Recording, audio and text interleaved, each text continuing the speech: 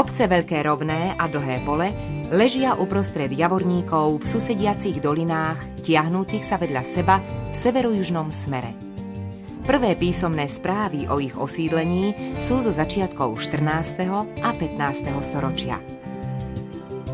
Oddeluje ich horský chrbát, ale spája poľná cesta, prepletené rodinné zväzky a rovnaké prírodné, politické i ekonomické faktory, ktoré ich po stáročia formovali. V začiatkoch 18. storočia obidve obce spojilo ešte aj niečo iné. Výnimočné. Stali sa kolískou unikátneho remesla Slovákov – drotárstva.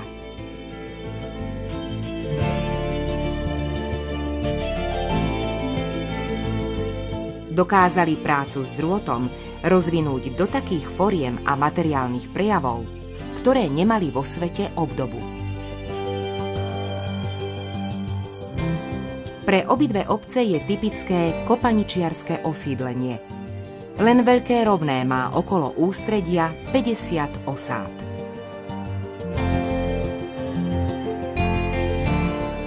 Chotáre sú plné poľných ciest, cestičiek i chodníkov. Rovnako aj horský hrebeň, ktorý obce rozdeľuje. Tie vraj kedysi najviac využívali mládenci z obidvoch obcí. V tom spočíva záhada prepletených rodinných zväzkov. Za prácou museli chodiť o niečo ďalej.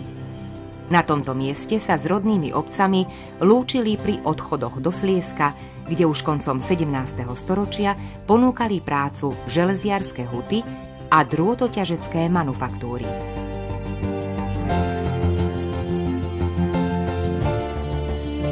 Tak sa zoznámili s drôtom a využili ho celkom novým a neobvyklým spôsobom. V začiatkoch bolo drotárstvo len doplnkovou, vandrovnou živnosťou opravárenského charakteru, naviazané na keramickú výrobu. Drotár dokázal spojiť aj na niekoľko kusov rozbitých hrniec alebo džbán tak, že z neho nepretekala tekutina. Veľmi praktickým sa ukázalo aj opletanie nových hrncov do drôtených sietí, čím sa zvýšila ich pevnosť a trvanlivosť.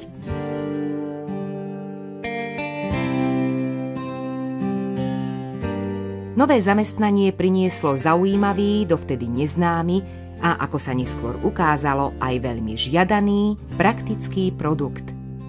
Postupne sa z drôtu naučili vyrábať aj jednoduché, ale funkčne premyslené, užitočné predmety. Pasce na myši.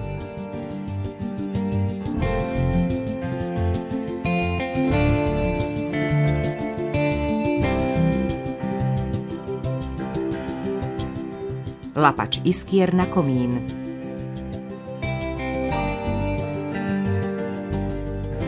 Košík pre podomových obchodníkov.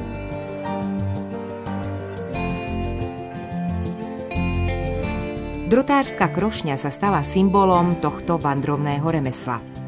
Aj keď sa už v 19. storočí drotárstvo dostalo oveľa ďalej. Znamenalo niečo iné. Vandrovní drotári, obdivovaní i podceňovaní, poznaním sveta a života v blízkom i ďalekom okolí pre romantikov vážení a príťažliví, stali sa námetom pre slovenských i českých umelcov, maliarov.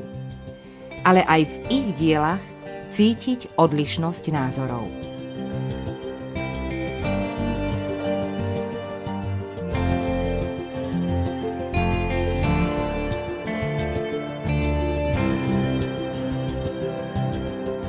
V 19. storočí sa drotárstvo, ktoré vzniklo na geograficky obmedzenom priestore, rozšírilo do celého sveta. Stalo sa masovým javom a prinášalo pokrok a osvetu do oblastí, ktoré kedysi patrili k najzaostalejším kútom Slovenska.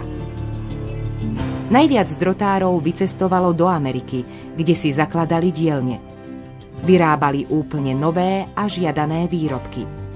Napríklad bratia Brodekovci z Dlhého Poľa získali v Spojených štátoch amerických patent na nákupné košíky pre supermarkety. Na kolieskach a do seba zasúvateľné. Dnes ich poznáme na celom svete. Tu vidíme časť výrobkov z amerických dielní.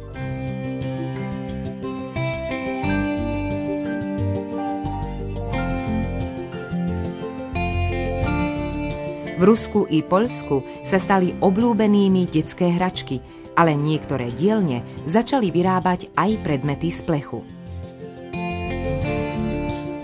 Dielňa Vincenta Korčeka v Orenburgu bola najznámejšou z dielní dlhopoľských remeselníkov v Rusku. V roku 1905 začali dodávať aj ortopedické pomôcky a dlahy na zlomeniny pre armádu v rusko-japonskej vojne. Na inšpekčnej ceste ich navštívil aj ruský cár.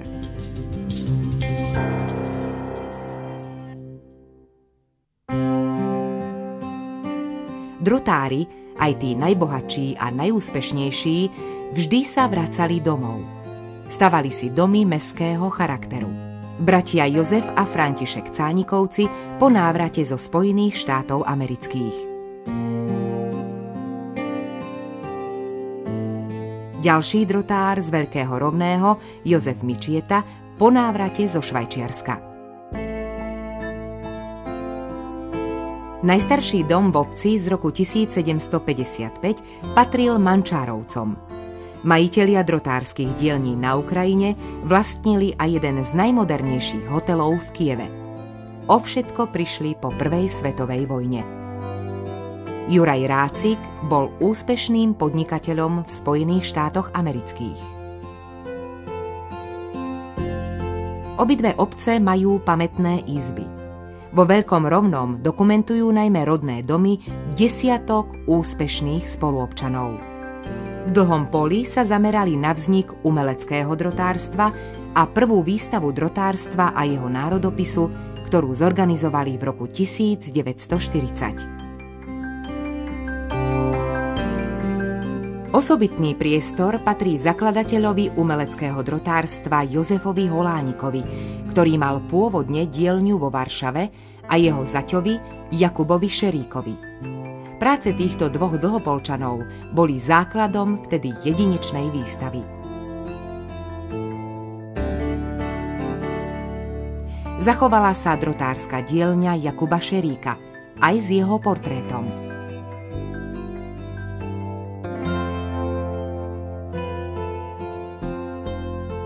Expozícia vzbudila veľkú pozornosť.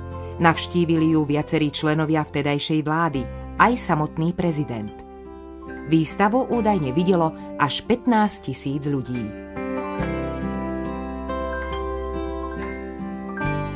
Diplomy patria Jozefovi Holánikovi.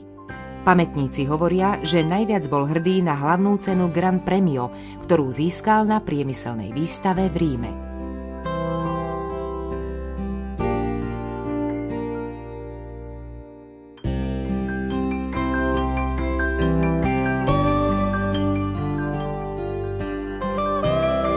Výstava urýchlila založenie Mestského múzea v Žiline, dnes Považského múzea, a zozbierané predmety sa stali základom dnešnej unikátnej drotárskej zbierky.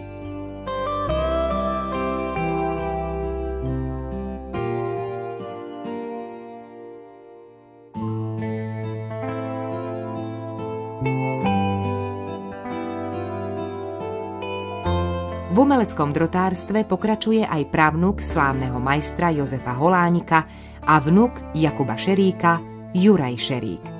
Umeleckému remeslu sa priúčal u starého otca. Využíva tradičné košikárske vypletanie.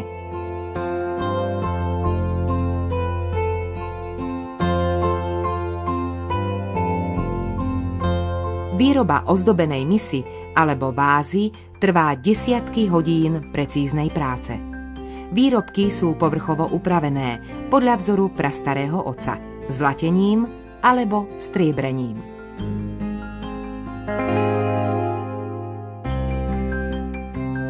Najstaršie písomné zmienky o Veľkom Rovnom pochádzajú z roku 1408. Dokumentujú už existujúcu obec.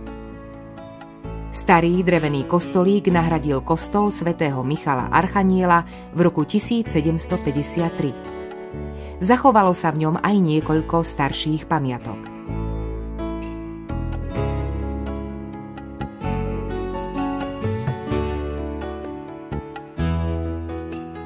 V budove fary od roku 1769 sídlil druhý pobočný stánok Bernolákovho slovenského učeného tovarištva, vydavateľského a osvetového spolku, združujúceho takmer celú vtedajšiu slovenskú inteligenciu.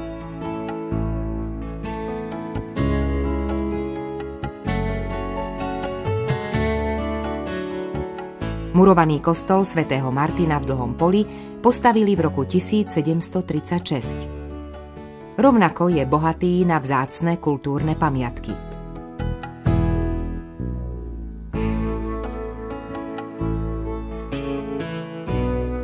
Rokokový kalich z druhej polovice 18. storočia.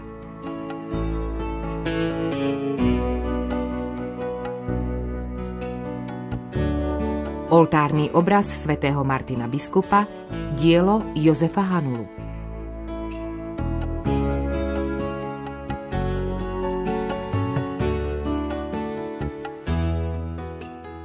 Klasicistická socha Immaculaty.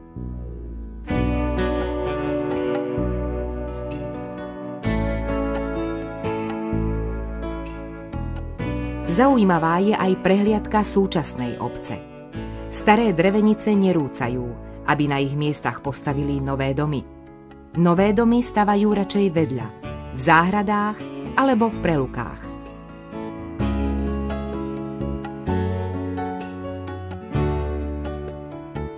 Cítiť z nich úctu k predkom a k minulosti.